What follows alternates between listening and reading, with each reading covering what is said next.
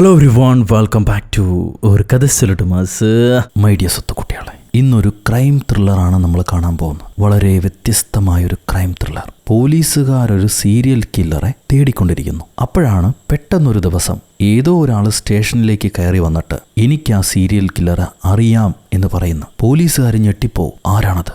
എന്തൊക്കെയാണ് സംഭവിച്ചത്? ഈ വന്ന പുള്ളി അയാൾക്കറിയാവുന്ന കഥകളെല്ലാം പറഞ്ഞു കൊടുക്കുന്നു. ഞെട്ടിപ്പിക്കുന്ന സത്യങ്ങൾ ഓരോന്നോരോന്നായിട്ട് പുറത്തു വരുമ്പോൾ നമ്മൾ വീണ്ടും ഞെട്ടും. ഇതെന്താ ഇങ്ങനെ എന്ന് തോന്നിപ്പോകുന്ന പല നിമിഷങ്ങളുണ്ട്. ഇന്ന് നമ്മൾ കാണാൻ പോകുന്നത് 2001 റിലീസ് ചെയ്ത ഫ്രാലിറ്റി എന്ന അമേരിക്കൻ ക്രൈം ത്രില്ലർ മൂവിയാണ്. എന്നാൽ പിന്നെ സിനിമയുടെ കഥകൾ കേൾക്കാൻ ഇഷ്ടപ്പെടുന്ന നമ്മുടെ കൂട്ടുകാരെല്ലാവരും ചാനൽ സബ്സ്ക്രൈബ് ചെയ്തോളൂ. നമുക്കിപ്പോൾ ഈ കഥയിലേക്ക് കടക്കാം. ഈ സിനിമയുടെ അമേരിക്കയിലെ ഏതോ ഒരു പോലീസ് സ്റ്റേഷൻ. വൈകുന്നേര സമയം. അപ്പോഴാണ് എന്തോ ഒരു ആവശ്യത്തിന് ഇൻസ്പെക്ടർ സ്റ്റേഷനിലേക്ക് വരുന്നത്. പുറത്തൊരു ആംബുലൻസ് നിൽപ്പുണ്ടാവും. ഇത് കണ്ടിട്ട് ഡെസ്കിലെ പെണ്ണിനോട് ചോദിക്കുന്നുണ്ട് ഇൻസ്പെക്ടർ, അത് ആരുടേതാണെന്ന്. ഡെസ്കിലെ ലേഡി പറയും, എനിക്കറിയില്ല സാർ, ഞാൻ അന്വേഷിച്ചിട്ട് പറയാമെന്ന്. ഇത് കഴിഞ്ഞ് പോലീസുകാരനകത്തേക്ക് പോകുന്നു. അവിടെയുള്ള PC, സാർ നിങ്ങൾക്ക് വേണ്ടി അയാൾ കുറേ നേരമായി കാത്തിരിക്കുന്നുണ്ട്. നിങ്ങളെ പേര് പറഞ്ഞാണ് കാത്തിരിക്കുന്നത്. നിങ്ങളോട് എന്തോ സംസാരിക്കണമത്രേ. എന്നാൽ ശരി, ഞാൻ പോയി ചോദിച്ചു നോക്കാമെന്ന് പറഞ്ഞ് ഇൻസ്പെക്ടർ ആ പരാതിക്കാരനെ ചെന്ന് കാണുന്നു. ഞാനാണ് ഇവിടുത്തെ ഇൻചാർജ് എന്ന് പറയുന്നു. അപ്പോൾ ആ പരാതിക്കാരൻ അങ്ങേരാണ് നമ്മുടെ ഹീറോ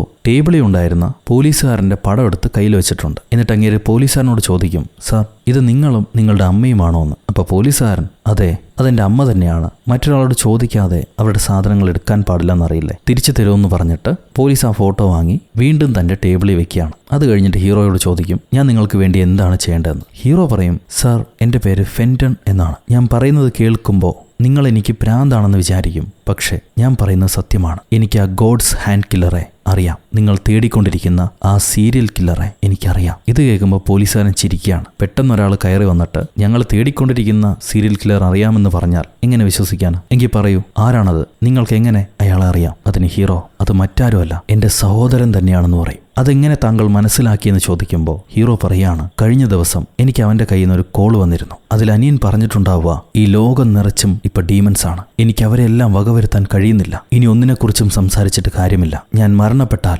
എൻ്റെ ബോഡി റോസ് ഗാർഡനിൽ കുഴിച്ചിടണമെന്ന് നിനക്കറിയാമല്ലോ. നീ അതെന്നോട് പറഞ്ഞിട്ടുണ്ട്. എനിക്ക് സത്യം ചെയ്തു തന്നിട്ടുണ്ട്. അതേപടി നീ എന്നെ അടക്കണം എന്ന് പറഞ്ഞിട്ട് അനിയൻ സ്വന്തം തലയിൽ വെടിവെച്ച് മരിക്കുകയാണുണ്ടായത്. ഇന്ന് രാവിലെ ഹീറോ അനുജന്റെ ബോഡി കൊണ്ടുപോയി അങ്ങേര് ആഗ്രഹിച്ചതുപോലെ തന്നെ റോസ് ഗാർഡനിൽ കുഴിച്ചിട്ടു. അത് കഴിഞ്ഞിട്ടാണ് പോലീസുകാരെ കാണാൻ വന്നിരിക്കുന്നത്. ഇത് കേട്ടിട്ട് പോലീസുകാരൻ ചോദിക്കും, നിങ്ങൾ പറയുന്നതും ഞങ്ങൾ അന്വേഷിക്കുന്ന കേസുമായിട്ട് എന്താണ് ബന്ധമുള്ളത്? അതിനെക്കുറിച്ച് എനിക്ക് മനസ്സിലാകുന്നില്ല. അതിന് ഹീറോ, ഞാൻ മുഴുവൻ പറഞ്ഞു തീർന്നിട്ടില്ല, ഇനിയും നിങ്ങൾ ഒരുപാട് കേൾക്കാനുണ്ട്. അത് കേൾക്കുമ്പോൾ പോലീസുകാർ, ഒരു മിനിറ്റ് എനിക്ക് സമയം തരൂ, ഞാൻ ഇപ്പം വരാമെന്നും പറഞ്ഞ് അടുത്ത മുറിയിൽ ചെന്നിട്ട് ഹീറോ ഏത് നാട്ടിൽ നിന്നും വന്നു എന്നാണോ പറയുന്നത് അതേ നാട്ടിലെ ലോക്കൽ സ്റ്റേഷനിലേക്ക് വിളിക്കും. എന്നിട്ട് ഹീറോയുടെ പേര് പറഞ്ഞ് ആൾ എങ്ങനെയാണെന്ന് അന്വേഷിക്കുകയാണ്. അപ്പോൾ ആ സ്റ്റേഷനിലുള്ള ഡെസ്കിലെ ലേഡി ഓഫീസർ ഫെൻറ്റൺ ആണോ? അയാളെ ഞങ്ങൾക്കറിയാം. ഇവിടെ ഒരു കുഴപ്പമുണ്ടാക്കിയിട്ടാണ് പുള്ളിക്കാരൻ പോയത്. ആശുപത്രിയിൽ ചെന്ന് അയാളുടെ സഹോദരന്റെ ബോഡിയും കട്ടെടുത്ത് അവിടുത്തെ ആംബുലൻസുമായിട്ട് പുള്ളിക്കാരൻ കടന്നു കളഞ്ഞതാ. ഞങ്ങൾ ഇതുവരെ ആ ആംബുലൻസ് എവിടെയാണെന്ന് അന്വേഷിക്കുകയായിരുന്നു. പുള്ളിക്കാരൻ അവിടെയാണോ ഉള്ളതെന്ന് ആ ലേഡി ഓഫീസറെ ചോദിക്കും. നമ്മുടെ പോലീസുകാരൻ ഇത് കേട്ട് കഴിഞ്ഞിട്ട് നേരെ ഹീറോയുടെ അടുത്തേക്ക് വരികയാണ്. അപ്പൊ ഹീറോ പോലീസുകാരൻ എന്താണ് ചെയ്തതെന്ന് മനസ്സിലാക്കിയിട്ട്, നിങ്ങൾ എന്നെ പറ്റി അന്വേഷിച്ചിരുന്നോ? അവരെന്താണ് പറഞ്ഞത്? നിങ്ങൾ എന്നെ അറസ്റ്റ് ചെയ്യാൻ പോവാണോ എന്ന് ചോദിക്കും. അതിന് പോലീസുകാരൻ, ഇല്ല, അറസ്റ്റ് ചെയ്യേണ്ട ആവശ്യമൊന്നുമില്ല, അവർക്ക് ആംബുലൻസ് തിരിച്ചു വേണം. അത് തിരിച്ചു കിട്ടിയാൽ നിങ്ങൾക്കെതിരെ കേസൊന്നും എടുക്കില്ല എന്നാണ് പറയുന്നത്. അതൊക്കെ പോട്ടെ, എന്റെ സംശയം, പെട്ടെന്നൊരു ദിവസം നിങ്ങളിങ്ങനെ ഈ സ്റ്റേഷനിൽ കയറി വന്ന് എന്നോട് കുറ്റവാളിയെ അറിയാം എന്ന് പറയാനുള്ള കാരണം എന്താണ്? അത് കേൾക്കുമ്പോൾ ഹീറോ പറയും, ഈ സീരിയൽ മേർഡർ നിങ്ങളാണ് അന്വേഷിക്കണമെന്ന് എനിക്ക് മനസ്സിലായി. ഞാൻ പത്രത്തിൽ വായിച്ചതാ. അതുകൊണ്ടാണ് ഈ കാര്യം നിങ്ങളോട് തന്നെ നേരിട്ട് പറയാൻ വന്നത്. അപ്പൊ പോലീസുകാരൻ ചോദിക്കും, നിനക്ക് എന്തെല്ലാമാണ് അറിയുക? അതെല്ലാം എന്നോട് തുറന്നു പറയുന്നു. അപ്പൊ വീണ്ടും ഹീറോ പോലീസുകാരന്റെയും അയാളുടെ അമ്മയുടെയും ഫോട്ടോ നോക്കിയിട്ട് പറയാണ്, നിങ്ങൾ രണ്ടുപേരുടെയും കണ്ണുകൾ ഒരുപോലെ ഉണ്ടെന്ന്. അതിന് പോലീസുകാരൻ, നമ്മളിപ്പോൾ അതിനെക്കുറിച്ചല്ലല്ലോ സംസാരിക്കുന്നത്, നിനക്കറിയാവുന്ന കാര്യങ്ങൾ പറയും. നിന്റെ അനുജനാണ് ഈ സീരിയൽ കില്ലർ എന്ന് നിനക്ക് എങ്ങനെ മനസ്സിലായി? അതിനെക്കുറിച്ച് പറയുമെന്ന് പറയും. അപ്പൊ ഹീറോ, ഞാൻ തുടക്കം മുതലേ പറയാം, ഇത് കുറച്ച് നാളുകളായിട്ട് ആരംഭിച്ചതല്ല, ഒരുപാട് വർഷങ്ങൾക്ക് മുന്നേ ആരംഭിച്ചതാണ്. 1979. ആ ദിവസം എനിക്ക് നല്ല ഓർമ്മയുണ്ട്. ഹീറോ തന്റെ കുട്ടിക്കാലത്തേക്ക് പോവുകയാണ്. വളരെ സന്തോഷമുള്ള കുട്ടിക്കാലമായിരുന്നു. ചേട്ടനും അനിയനും അടുത്ത സുഹൃത്തുക്കൾ പോലെയാണ്. സ്കൂൾ കഴിഞ്ഞ് അവർ വീട്ടിലേക്ക് പോകുന്നു. ഒരു റോസ് ഗാർഡന് പിറകിലായിട്ടാണ് അവരുടെ വീടുള്ളത്. മുൻഭാഗം മറഞ്ഞിരിക്കുന്നതുകൊണ്ട് വില കുറച്ചാണ് അച്ഛൻ ആ വീട് കിട്ടിയത്. അതുകൊണ്ട് ആ വീടും വാങ്ങിച്ച് അച്ഛനും മക്കളും വളരെ സന്തോഷത്തോടെ അവിടെ കഴിയായിരുന്നു. അനുജൻ ജനിച്ചപ്പോൾ തന്നെ അമ്മ മരണപ്പെട്ടു. അതുകൊണ്ട് 2 ആൺമക്കളും അച്ഛനും കൂടിയാണ് ആ വീട്ടിൽ കഴിയുന്നത്. ഹീറോയെക്കാളും 3 വയസ്സേ അനുജന് പ്രായക്കുറവുള്ളൂ. അച്ഛനൊരു വണ്ടി മെക്കാനിക്കാണ്. അടുത്തുള്ള വർക്ക്ഷോപ്പിലാണ് ജോലി ചെയ്യുന്നത്. വൈകുന്നേരം 5 മണിയാകുമ്പോൾ തന്നെ വീട്ടിലേക്ക് വരും. അച്ഛനും മൂത്ത മകനായ ഹീറോയും ചേർന്ന് ഭക്ഷണമൊക്കെ പാചകം ചെയ്ത് പല തമാശകളും പറഞ്ഞ് ഇവർ കിടന്നുറങ്ങുന്നു. അമ്മയില്ലാത്ത കുറവൊന്നും അവർ ഫീൽ ചെയ്തിട്ടില്ല. അച്ഛൻ ഒരുപാട് സ്നേഹത്തോടെയാണ് ഇവരെ വളർത്തുന്നത്. അങ്ങനെ ഇരിക്കുമ്പോഴാണ് പെട്ടെന്നൊരു ദിവസം രാത്രി അച്ഛൻ പേടിച്ചരണ്ട് ഓടി വന്ന് 2 ആൺമക്കളെയും വിളിച്ചുണർത്തിയിട്ട് പറയുക, മക്കളെ, ഇന്ന് രാത്രി എന്നെ അത്ഭുതപ്പെടുത്തുന്ന ഒരു സ്വപ്നം ഞാൻ കണ്ടു. ദൈവത്തിന്റെ 2 കൈകളും ഞാൻ കണ്ടു. ദൈവം എന്നോട് പറഞ്ഞത് നമ്മുടെ കുടുംബത്തിന് ഒരു പ്രത്യേക ജോലി ഏൽപ്പിക്കുന്നുണ്ടെന്നാണ്. ലോകാവസാനം വരാനായി നമുക്ക് ചുറ്റും സാത്താന്മാരുണ്ട്, ഒരുപാട് ഡീമൻസ് ഉണ്ട്. അവരെയൊക്കെ ഇല്ലാതാക്കേണ്ട ജോലി ദൈവം നമ്മുടെ കുടുംബത്തിനാണ് തന്നിരിക്കുന്നത്. നമ്മൾ അവരെ ഭയപ്പെടരുത്, അവരെ ഇല്ലായ്മ ചെയ്യണം, തകർക്കണം. ഇത് ഏഞ്ചൽ നേരിട്ട് വന്ന് എന്നോട് പറഞ്ഞതാണ്. അത് കേൾക്കുമ്പോൾ കൊച്ചനുജൻ അന്തം വിട്ട് നിൽക്കുക. എന്നാൽ ഹീറോയ്ക്ക് 10-12 വയസ്സുള്ളതുകൊണ്ട് അവന് കുറച്ച് ബോധമൊക്കെ ഉണ്ടാവും. അവൻ അപ്പനോട് ചോദിക്കുകയാണ്. അപ്പൻ പറയുന്നൊന്നും മനസ്സിലാവുന്നില്ല. ഇതൊക്കെ സത്യമാണോ? ഇങ്ങനെയൊക്കെ ഉണ്ടാവുമോ? എനിക്ക് വിശ്വസിക്കാൻ പറ്റുന്നില്ല. അതിനപ്പൻ പറയും, ഞാൻ പറഞ്ഞത് സത്യമാണ് മക്കളെ. അപ്പൻ അങ്ങനെ സ്വപ്നം കണ്ട് എന്തെങ്കിലും വിളിച്ചു പറയോ? ഇത്രയും കാലം ഉണ്ടായിട്ടില്ലല്ലോ. ഞാൻ പറഞ്ഞത് സത്യമാണ്. നമുക്കൊരു പ്രത്യേക ജോലി ദൈവം തന്നിട്ടുണ്ട്. അതിനുവേണ്ടി മാജിക്കൽ വെപ്പൺസും അദ്ദേഹം തരാമെന്ന് പറഞ്ഞിട്ടുണ്ട്. എപ്പോഴാണെന്ന് എനിക്കറിയില്ല, നമുക്ക് കാത്തിരിക്കാം. ഇതും പറഞ്ഞ് ഡാഡി വീണ്ടും കിടക്കാൻ പോയി. ഹീറോയ്ക്കൊന്നും മനസ്സിലാവില്ല എന്തൊക്കെയാണോ പുള്ളിക്കാരൻ പറഞ്ഞത്. ചിലപ്പോൾ ഉറക്കത്തിൽ പിച്ചും പേയും വിളിച്ചു പറഞ്ഞതായിരിക്കും എന്നാണ് അവൻ വിചാരിക്കുക. എന്നാൽ പിറ്റേ ദിവസം സ്കൂളിൽ വിടാൻ നേരം അച്ഛൻ മക്കളോട് പറയുന്നുണ്ട്, ഇന്നലെ നടന്ന കാര്യങ്ങൾ ആരോടും വിളിച്ചു പറയരുത്, അത് നമ്മുടെ കുടുംബത്തിന് ആപത്താണെന്ന്. സോ എന്തൊക്കെയോ കുഴപ്പങ്ങൾ വരാൻ പോകുന്നുണ്ടെന്ന് അപ്പം തന്നെ ഹീറോയ്ക്ക് മനസ്സിലായിരുന്നു. ആ ദിവസം അച്ഛൻ ജോലിക്ക് പോകുന്ന വഴിയിൽ ഒരു ഫാം ഹൗസ് കാണും. അങ്ങേർക്ക് ആ ഫാം ഹൗസ് കാണുമ്പോൾ ദൈവം അതിനകത്ത് എന്തോ വെച്ചിട്ടുണ്ടോ എന്നുള്ള വിചാരത്തോടെ പുള്ളിക്കാരൻ ചെന്ന് നോക്കുകയാണ്. ആ ഫാം ഹൗസിൽ ഒരു കോടാലിരിപ്പുണ്ട്. പുള്ളി വിചാരിക്കും ദൈവം അതയാൾക്ക് മാജിക്കൽ വെപ്പണായിട്ട് കൊടുത്തതാണെന്ന്. പുള്ളിക്കാരൻ അത് വീട്ടിലേക്ക് കൊണ്ടുവന്ന് മക്കളെ കാണിച്ചു കൊടുക്കുന്നുണ്ട്. അടുത്ത ദിവസം വേറൊരു ഇരുമ്പ് പൈപ്പ് കൊണ്ടുവന്ന് ഇതും കൂടെ എനിക്ക് മാജിക്കൽ വെപ്പണായിട്ട് കിട്ടിയതാണെന്ന് പറയും. എന്നാൽ ഹീറോയ്ക്ക് ഇതൊന്നും വിശ്വസിക്കാൻ കഴിയുന്നില്ല. കുഞ്ഞു പയ്യനാണെങ്കിലും അവൻ ധൈര്യത്തോടെ അച്ഛനോട് പറയാണ്, അച്ഛൻ ഇതെല്ലാം സ്വപ്നം കണ്ടതായിരിക്കാം, അല്ലെങ്കിൽ തലയിൽ എന്തെങ്കിലും ഭ്രാന്ത് കയറി ഇങ്ങനെയൊക്കെ തോന്നുന്നതാവാം, എനിക്കിതൊന്നും വിശ്വസിക്കാൻ പറ്റുന്നില്ല. അപ്പം അച്ഛൻ പറയും, ഞാനിങ്ങനെ മണ്ടത്തരം വിളിച്ചു പറയുമെന്ന് നീ കരുതുന്നുണ്ടോ?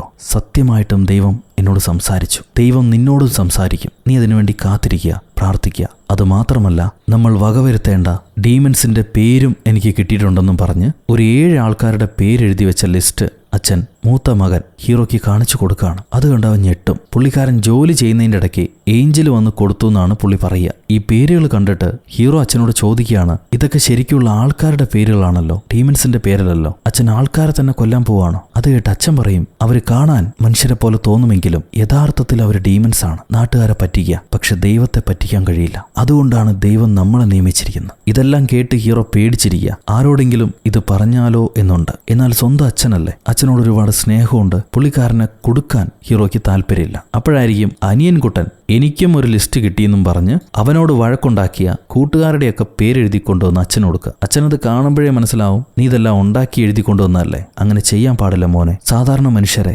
ഒരിക്കലും ദൈവത്തിന്റെ പേരിൽ കൊല്ലാൻ പാടില്ല. നമുക്ക് ഇഷ്ടമുള്ളവരെ കൊല്ലാനല്ല ദൈവം നമ്മളെ നിയമിച്ചിരിക്കുന്നു, ശരിക്കുള്ള ഡീമൻസിനെ കൊല്ലാൻ. അതുകൊണ്ട് മോൻ ഇപ്പം അങ്ങനെ ചെയ്യരുത്. വലുതാകുമ്പോൾ ഡീമൻസ് ആരാണെന്ന് നിനക്ക് മനസ്സിലാക്കും. അതുവരെ കാത്തിരിക്കുമെന്നും പറഞ്ഞിട്ട് അച്ഛൻ പിള്ളേരെയൊക്കെ കിടത്തി ഉറക്കുക. പറയുന്നത് കേൾക്കുമ്പോൾ ഭയങ്കര കൺവിൻസിംഗ് ആയിട്ട് തോന്നുമെങ്കിലും അച്ഛൻ ആരെയോ കൊല്ലാൻ പോവാണെന്ന് ഹീറോ പയ്യന് മനസ്സിലായി. അവനത് മനസ്സിനകത്ത് വെക്കാൻ കഴിയുന്നില്ല. പോലീസുകാരോട് ചെന്ന് പറയാനാണെങ്കിലുള്ള ധൈര്യമില്ല. ഇപ്പം അച്ഛൻ്റെ കയ്യിൽ നിന്ന് രക്ഷപ്പെട്ടാലോ എന്നാലോചിച്ചിട്ട് ഹീറോ അനിയനോട് പറയുകയാണ്, അച്ഛന് മനസ്സിൽ തോന്നിയ പ്രാന്തൊക്കെ വിളിച്ചു പറയാം. പുള്ളിക്കാരൻ ശരിക്കും ആരെങ്കിലും കൊന്നുകളയും, അത് നമുക്കും ആപത്താ. അച്ഛന് പ്രാന്തായിന്ന് തോന്നണേ, നമുക്ക് എങ്ങോട്ടെങ്കിലും ഓടിപ്പോയാലോ എന്ന് അവൻ അനിയൻകുട്ടനോട് ചോദിക്കും. പക്ഷെ അനിയൻകുട്ടനാണെങ്കിൽ അച്ഛൻ പറയുന്നത് സത്യമല്ലേ, അച്ഛനെ വിട്ട് നമുക്ക് എങ്ങോട്ട് പോകാനാ? എങ്ങോട്ടും പോകാൻ ഞാനില്ല, ഞാൻ അച്ഛനെ വിശ്വസിക്കുന്നുണ്ടെന്നും പറഞ്ഞ് അവൻ കിടന്നുറങ്ങാണ്. ഹീറോയ്ക്ക് എന്താ ചെയ്യേണ്ടതെന്നറിയില്ല. അന്ന് രാത്രി അച്ഛൻ വളരെ വൈകിയാണ് വീട്ടിലേക്ക് വരാം. പുള്ളിക്കാരൻ കാറിൽ എന്തോ കൊണ്ടുവന്നിട്ടുണ്ട്. ഇതെന്താണെന്നറിയാൻ ഹീറോ ടോർച്ച് അടിച്ച് അച്ഛന്റെ പുറകിലൂടെ ചെല്ലും. ഒരു സ്ത്രീയാണ് അച്ഛൻ പൊക്കിക്കൊണ്ടുവന്നിരിക്കുന്നത്. ഹീറോയെ കാണുമ്പോൾ അച്ഛൻ അടുത്തേക്ക് വിളിക്കുക,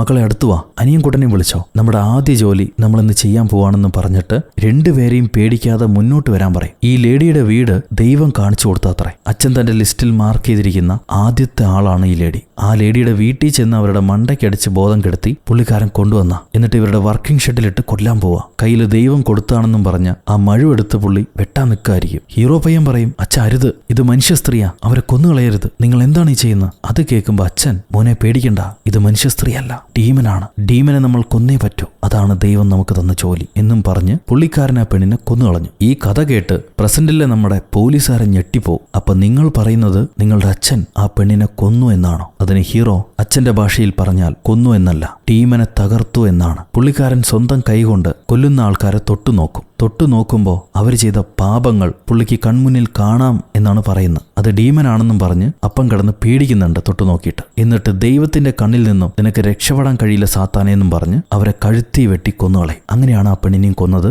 ഈ കുട്ടികളുടെ കൺമുന്നിൽ വെച്ച് തന്നെ. എന്നിട്ട് ഇവരെ വീടിന് ഫ്രണ്ടിലുള്ള ആ റോസ് ഗാർഡനിൽ കുഴി കുത്തി അവരെ കുഴിച്ചു മൂടുക. ആദ്യ ബോഡി കുഴിച്ചു മൂടുമ്പോൾ ഹീറോ കിടന്ന് കരയായിരുന്നു, നിങ്ങളൊരു പെണ്ണിനെ കൊന്നു എന്നും പറഞ്ഞിട്ട്. അച്ഛൻ ചെന്ന് മകനെ സമാധാനിപ്പിക്കും, അത് മനുഷ്യ സ്ത്രീയല്ല മോനെ, ശരിക്കുള്ള സാത്താന. ഞാനതിനെ തൊട്ടപ്പോ എന്റെ ശരീരത്തിൽ വന്ന മാറ്റം നീ കണ്ടതല്ലേ, അത് സാത്താനാണ്. ഇപ്പൊ നീ കണ്ടില്ലെങ്കിലും അടുത്ത തവണ നിനക്ക് മനസ്സിലാകുമെന്ന് അച്ഛൻ പറയും. ഇത് കേട്ട ഹീറോ, നിങ്ങൾ വീണ്ടും കൊല്ലാൻ പോവാണോ? അങ്ങനെ ചെയ്യരുത്, ഞാനതിന് സമ്മതിക്കില്ല എന്ന് പറയാണ്. അപ്പൊ അച്ഛൻ, നീ അതിന് സമ്മതിച്ചില്ലെങ്കിൽ, നീ തടസ്സം നിന്നാൽ ഒരുപക്ഷെ ദൈവം നിന്നെയും ഇല്ലാതാക്കും, അല്ലെങ്കിൽ നമ്മുടെ കുടുംബത്തിലെ ആരെയെങ്കിലും കൊന്നുകളയും. അതുകൊണ്ട് നീ അങ്ങനെ ചെയ്യരുതെന്നും പറഞ്ഞ് അച്ഛൻ മകനെ കൺവിൻസ് ചെയ്തു. പ്രസന്റിലെ ഹീറോ പറയാണ്, അച്ഛൻ പേടിപ്പിച്ചതുകൊണ്ട് തന്നെ ഞാനിത് ആരോടും പറഞ്ഞില്ല, മാത്രമല്ല എനിക്ക് അച്ഛനെ ഇഷ്ടവുമായിരുന്നു. ഇത് കേട്ട പോലീസുകാരൻ, നീ ഈ പറയുന്നൊക്കെ സത്യമാണെന്ന് തെളിയിക്കാനുള്ള ഫിസിക്കൽ പ്രൂഫ് ഉണ്ടോ എന്ന് ചോദിക്കും. അപ്പൊ ഹീറോ ആ പോലീസുകാരനോട് ചോദിക്കുകയാണ്, നിലവിലെ കൊലപാതകങ്ങൾ, സീരിയൽ കില്ലേഴ്സ്, അതിലെ ബോഡിയെല്ലാം നിങ്ങൾക്ക് കണ്ടു കിട്ടിയോന്ന്. പോലീസുകാരൻ പറയും, ആദ്യ ബോഡി മാത്രമേ കണ്ടു കിട്ടിയിട്ടുള്ളൂ, അതിനോടൊപ്പം ഒരു കുറിപ്പും ഉണ്ടായിരുന്നു, ദൈവത്തിന്റെ കരങ്ങളാണ് ഈ സാത്താനെ കൊന്നത്, ഇനിയുള്ള സാത്താന്മാരെ നിങ്ങൾ കാണാൻ പോകുന്നില്ല, അവരെയൊക്കെ ട്രോഫികളായിട്ട് ഞാൻ കൊണ്ടുപോകും എന്നൊരു കുറിപ്പുണ്ടായിരുന്നു. സോ അത് കഴിഞ്ഞിട്ട് മിസ്സായിപ്പോയ 6 പേരെയും ഈ കില്ലർ എവിടെയോ കൊന്നു കുഴിച്ചു മൂടിയെന്നാണ് പോലീസുകാർ വിശ്വസിക്കുന്നത്. അത് കേട്ട ഹീറോ പറയും, ബാക്കിയുള്ള ബോഡികളൊക്കെ എവിടെയാണെന്ന് എനിക്കറിയാമെന്ന്. റോസ് ഗാർഡൻ ആണോ എന്ന് പോലീസുകാരൻ ചോദിക്കും. ഹീറോ അതേ എന്ന് പറയാണ്. എന്നാൽ നമുക്ക് അവിടെ ചെന്ന് പരിശോധിക്കാമെന്നും പറഞ്ഞ് പോലീസുകാരൻ ഹീറോയെ വിളിച്ച് ഒരു സേഫ്റ്റിക്ക് ഹീറോയുടെ കയ്യിൽ ഹാൻഡ് കഫ് ഇട്ടിട്ട് അങ്ങേരുടെ കാറിൽ ഇവര് 2 പേരും റോസ് ഗാർഡനിലേക്ക് പോവാണ്. പോകാൻ നേരം പോലീസുകാരൻ ഹീറോയോട് ചോദിക്കും, എന്തുകൊണ്ടാണ് നീ ഈ സത്യങ്ങൾ വിളിച്ചു പറയാൻ ഇത്രയും നാള് വൈകിയെന്ന്. അത് കേട്ടിട്ട് ഹീറോയുടെ മറുപടി, ഇങ്ങനൊരു ഭാരം ഇറക്കി വെക്കാനായിട്ട് ഒരുപാട് നാളായി ഞാൻ ആഗ്രഹിക്കുന്നുണ്ടായിരുന്നു, പക്ഷെ ഭയമായിരുന്നു, അതിനെ ഫേസ് ചെയ്യാനുള്ള ഭയം, അതുകൊണ്ട് ആ സത്യത്തിൽ നിന്നും ഞാൻ ഓടി അകലുകയായിരുന്നു. അത് കഴിഞ്ഞിട്ട് ഹീറോ ചോദിക്കുകയാണ്, നിങ്ങൾ ഇതുവരെ പറഞ്ഞില്ല എന്തുകൊണ്ടാണ് നിങ്ങൾ നിങ്ങളുടെ അമ്മയുടെ ഫോട്ടോ ഓഫീസിൽ വെച്ചിരിക്കുന്നതെന്ന്. അത് കേട്ടിട്ട് പോലീസുകാരൻ പറയും, ആ ഫോട്ടോ എടുത്ത് കുറച്ച് നാളുകൾ കഴിഞ്ഞപ്പോൾ നിന്റെ അച്ഛനെ പോലൊരു കൊലയാളി എന്റെ അമ്മയെയും കൊന്നുകളഞ്ഞു, അതുകൊണ്ടാണ് ഞാൻ ആ ഫോട്ടോ സൂക്ഷിച്ചിരിക്കുന്നത്. അത് കേട്ട ഹീറോ ചോദിക്കും,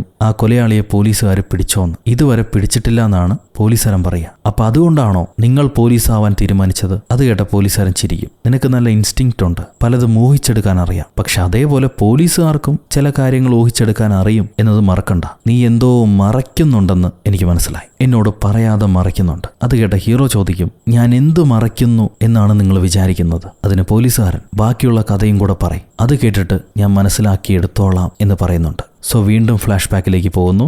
ആദ്യ കൊലപാതകം കഴിഞ്ഞ് ഇവർ കുട്ടികളായിരിക്കുമ്പോൾ 1 മാസം കഴിഞ്ഞു. അച്ഛനൊക്കെ പഴയതുപോലെ, ഇവരുടെ സ്കൂളും പഴയതുപോലെ, ഇനി കുഴപ്പങ്ങളൊന്നും ഉണ്ടാവില്ല എന്നാണ് ഇവർ വിചാരിച്ചിരുന്നത്. ഹീറോയ്ക്കാണെങ്കിൽ ആ റോസ് ഗാർഡനിലൂടെ വീട്ടിലേക്ക് പോകാൻ തന്നെ ഭയം. അങ്ങനെ ഇരിക്കുമ്പോൾ ഒരു ദിവസം പ്ലേ ഗ്രൗണ്ടിൽ നിന്ന് കളിയെല്ലാം കഴിഞ്ഞ് ഇവർ വീട്ടിലേക്ക് വരുമ്പോഴാണ് വീടിന് മുന്നിലായിട്ട് ഒരു വാൻ നിൽക്കുന്നത് കാണാം, പുതിയൊരു വാൻ. അത് ആരുടേതാണെന്ന് ഇവർ അച്ഛനോട് ചോദിക്കുന്നുണ്ട്. അച്ഛൻ പറയും, അത് നമ്മുടെ പുതിയ ജോലിക്ക് വേണ്ടി ഞാൻ വാങ്ങിച്ചാണെന്ന്. ഇതും പറഞ്ഞ് അച്ഛൻ ആ പഴയ ലിസ്റ്റ് എടുത്ത് 2ാമത്തെ ആളുടെ പേരും വിലാസവും ഒക്കെ നോക്കുകയാണ്. സോ പിറ്റേ ദിവസം ഇവർ പുതിയൊരാളെ പിടിക്കാൻ പോകുന്നു. അതൊരു വയസ്സായ അപ്പൂപ്പൻ. പട്ടാപ്പകൽ ഒരു കടയ്ക്ക് മുന്നിൽ വെച്ചിട്ടാണ് പുള്ളിക്കാരനെ പിടിക്കാൻ ഇവർ പ്ലാൻ ചെയ്യുന്നത്. അച്ഛനും മക്കളും 3 പേരുണ്ട് വാനിൽ. ഹീറോ അച്ഛനോട് ചോദിക്കും, അച്ഛാ, ഈ പകൽ വെളിച്ചത്തിൽ നമ്മൾ അയാളെ പിടിക്കാൻ നോക്കിയാൽ നാട്ടുകാർ കാണില്ലേ, വലിയ കുഴപ്പമാവില്ലേ? അത് കേട്ടിട്ട് അച്ഛൻ പറയും, ദൈവം നമ്മളെ സംരക്ഷിക്കും, നമ്മൾ അങ്ങേർക്ക് വേണ്ടിയല്ലേ വേല ചെയ്യുന്നത്, അതുകൊണ്ട് ആരും നമ്മളെ ശല്യപ്പെടുത്തില്ല. എന്നാൽ ഹീറോയ്ക്ക് അപ്പോഴും പേടിയാ, ഞാൻ വരില്ല, എനിക്ക് പേടിയാണെന്ന് അവൻ പറയുമ്പോൾ അച്ഛൻ നിർബന്ധിച്ച് അവനെ ഭീഷണിപ്പെടുത്തി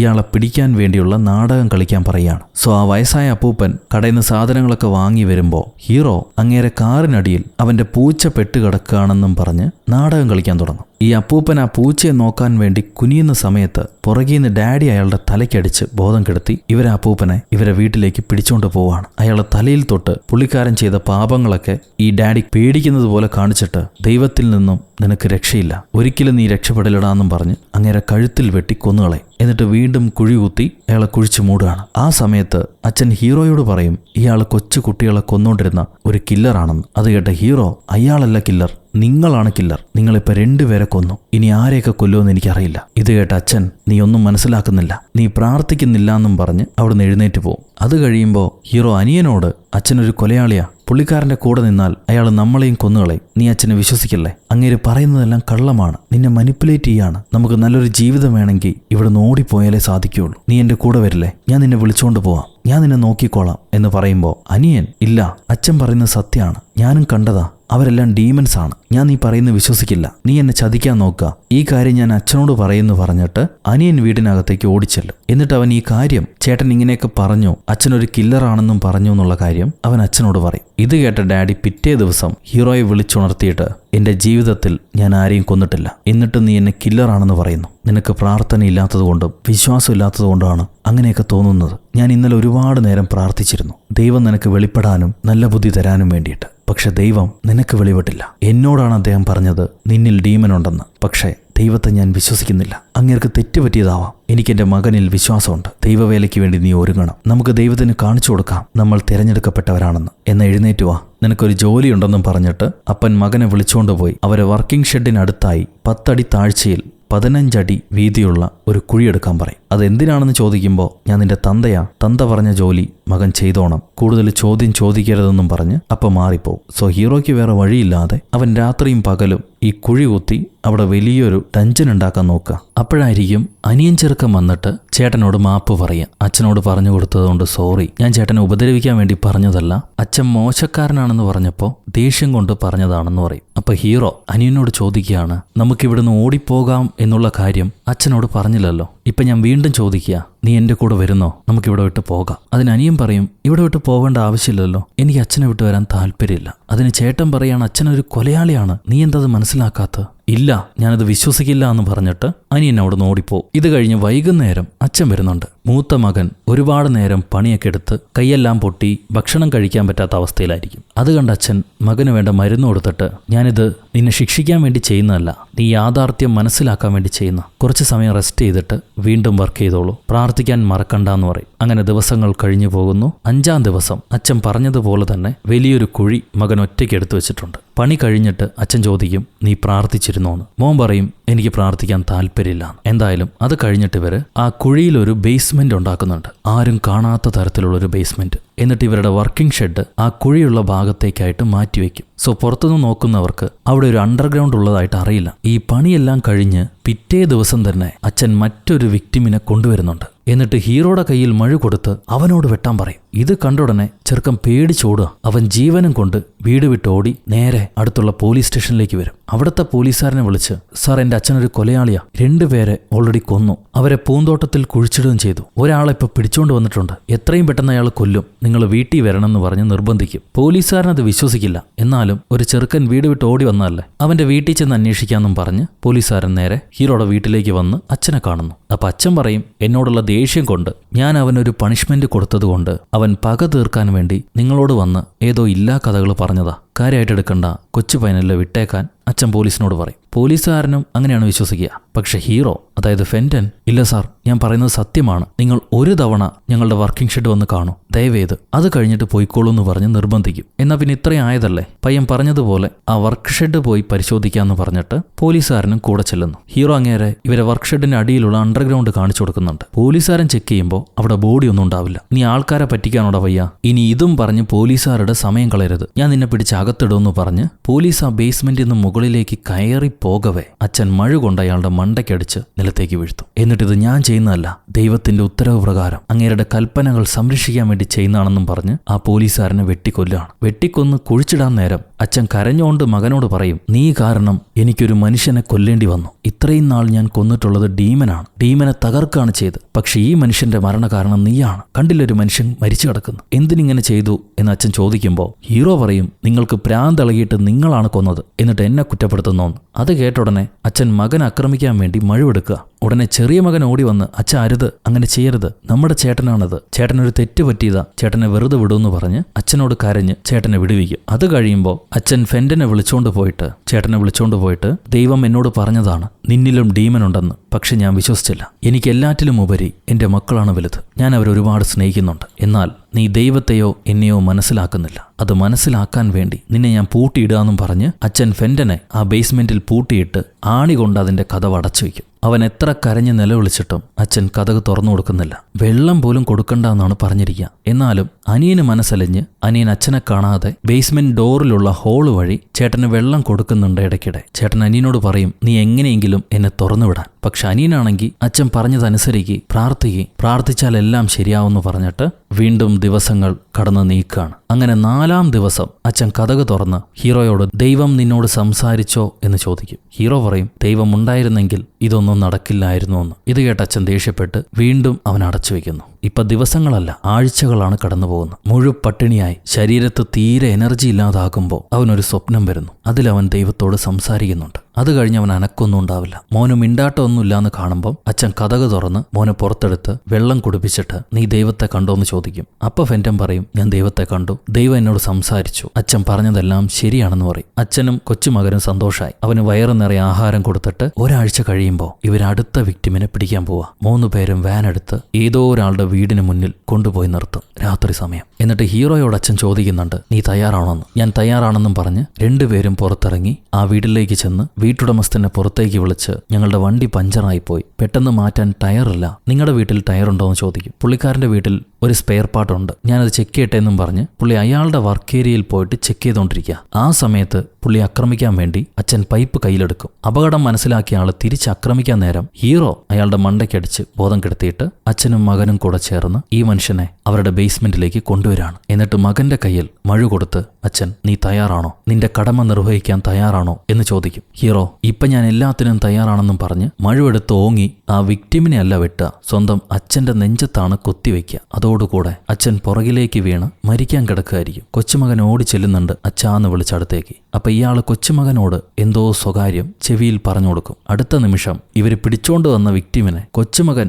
ഓടി വന്ന് മഴ കൊണ്ട് വെട്ടി കൊല്ലുകയാണ്. സോ അവനും കൊലയാളിയായി, അനുജനും കൊലയാളിയായി. അതുകൊണ്ട് ഈ കാര്യങ്ങളൊക്കെ പോലീസുകാരോട് പറയാൻ ഇവർ മടിക്കും. ഇവര് പോലീസുകാരോട് തങ്ങളുടെ അച്ഛനെ കാണാനില്ല, കുറച്ച് ദിവസമായിട്ട് എവിടേക്കാ പോയെന്ന് അറിയില്ല എന്നായിരിക്കും പറയുക. സോ പോലീസുകാർ അതൊരു മിസ്സിംഗ് കേസായിട്ട് ഫയൽ ചെയ്യും. ഇതൊക്കെ പ്രസന്റിൽ ഹീറോ നമ്മുടെ ഇപ്പത്തെ പോലീസുകാരനോട് പറഞ്ഞുകൊണ്ടിരിക്കുക. അത് കഴിയുമ്പോൾ അച്ഛൻ നഷ്ടപ്പെട്ട കുട്ടികളെ ഗവൺമെന്റ് അവരുടെ ഓർഫനേജിലേക്ക് കൊണ്ടുപോകുന്നു. അവിടെ വെച്ച് ഇവര് പിരിഞ്ഞ് വേറെ വേറെ ഫോസ്റ്റർ പാരന്റ്സിന്റെ അടുത്താണ് വളരുന്നത്. സോ ഇന്ന് വരെ ഈ കാര്യങ്ങൾ മറ്റാർക്കും അറിയില്ലായിരുന്നു. ഇതും പറഞ്ഞിട്ട് ഹീറോ കുറച്ചു സമയം ഒന്നും മിണ്ടാതിരിക്കാൻ പറ്റുമോ സാർ, എനിക്കൊന്ന് സൈലന്റ് ആയിട്ടിരിക്കണം എന്ന് പറഞ്ഞ് കാറിൽ സൈലന്റ് ആയിട്ടിരിക്കും. കാർ അങ്ങനെ ഹീറോ പറഞ്ഞ റോസ് ഗാർഡനിലേക്ക് ചെല്ലുന്നു. ഹീറോയെ പുറത്തിറക്കി ഈ ബോഡികൾ എവിടെയാണ് കുഴിച്ചിട്ടെന്ന് കാണിക്കാൻ വേണ്ടി പോലീസുകാരൻ കൊണ്ടുപോയിക്കൊണ്ടിരിക്കുക. ആ സമയത്ത് പോലീസുകാരൻ ചോദിക്കും നിന്റെ അനുജൻ നിന്നോടൊരു സത്യം ചെയ്തു വാങ്ങി എന്ന് പറഞ്ഞിരുന്നല്ലോ, അതെന്തായിരുന്നു, എപ്പോഴാണത് സംഭവിച്ചതെന്ന് ചോദിക്കും. അതിന് ഹീറോ അന്നേ ദിവസം രാത്രി അച്ഛന്റെയും ആ വിക്ടിമിന്റെയും ബോഡി കുഴിച്ചിടുന്ന സമയത്ത് ഞാൻ അനുജനോട് പറഞ്ഞിരുന്നു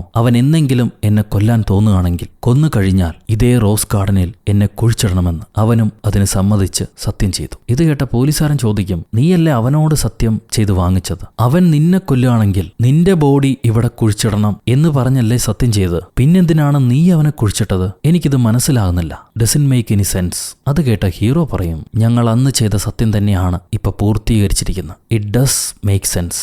കാരണം നിങ്ങൾക്ക് മുന്നിലുള്ളത് ഒരുപക്ഷെ അനുജൻ ആഡം മിൽക്സ് ആണെങ്കിലോ, അതായത് ഹീറോ അല്ല ഹീറോയുടെ അനിയനാണ് ഹീറോ. മനസ്സിലായില്ല? ഇത്രയും നേരം ചേട്ടനാണെന്നും പറഞ്ഞ് അനിയൻ പറ്റിക്കുകയായിരുന്നു. ഇപ്പൊ പോലീസുകാരന്റെ മുന്നിൽ നിൽക്കുന്ന നമ്മൾ ഹീറോ ആണെന്ന് വിചാരിച്ച ചേട്ടൻ ശരിക്കും അനുജനാണ്, വില്ലനാണ്. ഇത് കേട്ട പോലീസുകാരൻ ഞെട്ടിപ്പോവും. അയാൾ ചോദിക്കുകയാണ് സോ നീയാണ് അവരെല്ലാവരെയും കൊന്നത്, നീയാണ് കൊലയാളി. അതിന് ഹീറോ ഞാൻ കൊലയാളിയല്ല, ഡെസ്ട്രോയറാണ്, ഡീമൺ ഡെസ്ട്രോയർ. അപ്പൊ പോലീസ് നിന്റെ ഈ ബുൾഷിറ്റ് ഒന്നും എനിക്ക് കേൾക്കാൻ താല്പര്യമില്ല, സത്യം പറയും, എവിടെയാ ഡെഡ് ബോഡികൾ? അത് കേട്ട വില്ലൻ, ഹീറോ ആയ വില്ലൻ, ഞാൻ എവിടെയാണ് ഫെന്റനെയും ബാക്കിയുള്ള വിക്ടിംസിനെയും കുഴിച്ചിട്ടതെന്ന് കാണിച്ചു തരാം, എന്റെ കൂടെ വരുമെന്ന് പറഞ്ഞ് വിളിച്ചോണ്ട് പോകും. എന്നാൽ പോലീസുകാരൻ അപ്പം തന്നെ തോക്ക് കയ്യിലെടുക്കുന്നുണ്ട്. കയ്യിൽ തോക്കുമുണ്ട്, വില്ലനെ വിലങ്ങും വെച്ചിട്ടുണ്ട്. അതുകൊണ്ട് ധൈര്യമാണ്. സോ ഇവർ വീണ്ടും മുന്നോട്ട് പോകുന്നു. അവിടെ ഒരു ഒഴിഞ്ഞ പ്രദേശത്ത് ഒരുപാട് ഡെഡ് ബോഡികൾ കുഴിച്ചിട്ടതായിട്ട് കാണും. ഇത് കണ്ട പോലീസുകാരൻ ചോദിക്കുക 6 പേരെ കാണാതായിട്ടുള്ളൂ, കൂടെ ഫെന്റനും. അങ്ങനെയാണെങ്കിൽ 7 വിക്ടിംസേ ഉള്ളൂ. ഇതിപ്പോ ഇവിടെ ഒരുപാട് പേരുണ്ടല്ലോ, അത് കേട്ട് അനുജൻ പറയും, ഇവിടെയുള്ളത് ഞാൻ കൊന്ന ആൾക്കാർ മാത്രം, എന്റെ ചേട്ടൻ കൊന്ന ആൾക്കാർ അയാളുടെ ബേസ്മെന്റിലാണ് കുഴിച്ചിട്ടിരിക്കണതെന്ന്. അതായത് ഇവനും വലിയ കൊലയാളിയാണ്, ഇവന്റെ ചേട്ടനും വലിയ കൊലയാളിയാണ്. ഇതെന്താണോ ഇത്? പ്രാന്തന്മാരുടെ ഇടയിൽ പെട്ടുപോയി പാവം പോലീസുകാരൻ. അപ്പൊ പോലീസുകാരൻ ചോദിക്കുക, നിനക്ക് എന്തുകൊണ്ടാണ് നിന്റെ ചേട്ടനെ കൊല്ലാൻ തോന്നിയതെന്ന്. അത് കേട്ട വില്ലൻ പറയും, അവൻ ഒരിക്കലും സത്യം മനസ്സിലാക്കിയിട്ടില്ലായിരുന്നു. അച്ഛൻ അറിയാം അവനിൽ ഡീമൻ ഉണ്ടെന്ന്. അച്ഛൻ പക്ഷെ അവനെ വെറുതെ വിട്ടു. എന്നാൽ ഞാൻ കാത്തിരിക്കുകയായിരുന്നു ദൈവം അവന്റെ പേര് വിളിച്ചു പറയാൻ. ഒരു ദിവസം ദൈവം അവന്റെ പേര് എന്നോട് പറഞ്ഞു. അന്ന് ഞാൻ അവനെ കാണാൻ പോയി. ഞാൻ എന്തെങ്കിലും ഒരു ദിവസം വരുമെന്ന് അവൻ അറിയുമായിരുന്നു. അങ്ങനെ അനുജച്ചാരി ചെന്ന് ചേട്ടന്റെ വീട്ടിൽ വെച്ച് ചേട്ടനെ കൊന്നുകളയാണ്. അപ്പൊ യഥാർത്ഥത്തിൽ പോലീസുകാർ തേടിക്കൊണ്ടിരുന്ന കില്ലർ ചേട്ടനായിരുന്നു, പെണ്ണുങ്ങളെ പിടിച്ചു കൊല്ലുന്ന കില്ലർ. എന്നാൽ അനിയനാവട്ടെ നാട്ടും പുറത്ത് സാധാരണയായിട്ട് അവൻ ഇഷ്ടപ്പെടുന്ന ആൾക്കാരെ വലിയ ഉപദ്രവമൊന്നുമില്ലാതെ കൊന്നുകൊണ്ടിരിക്കുകയായിരുന്നു. നല്ല മനുഷ്യൻ. സോ ചേട്ടൻ കുറ്റവാളിയാണെന്നും പറഞ്ഞ് അനിയൻ ചേട്ടനെ അടിച്ചു കൊല്ലുകയാണ് ചെയ്തത്. ഇതെല്ലാം കേട്ട പോലീസുകാരൻ, ജീസസ് ക്രൈസ്റ്റ്, നീ നിന്റെ തന്ത പറയുന്നതൊക്കെ വിശ്വസിക്കുന്നുണ്ടോടാ പ്രാന്ത എന്ന് ചോദിക്കും. അതിന് വില്ലൻ, ഞാനതെല്ലാം എന്റെ കണ്ണുകൊണ്ട് കണ്ടതാ, ഡീമൻസിനെ ഞാൻ കണ്ണുകൊണ്ട് കണ്ടതാണെന്ന് പറയും. അപ്പൊ ഫ്ലാഷ് ബാക്കിൽ അച്ഛൻ കൊന്ന ആൾക്കാരെല്ലാം പല ക്രൈംസിൽ പെട്ടവരായിരുന്നു എന്നുള്ളത് കാണിക്കുന്നുണ്ട്. അതൊരു പക്ഷേ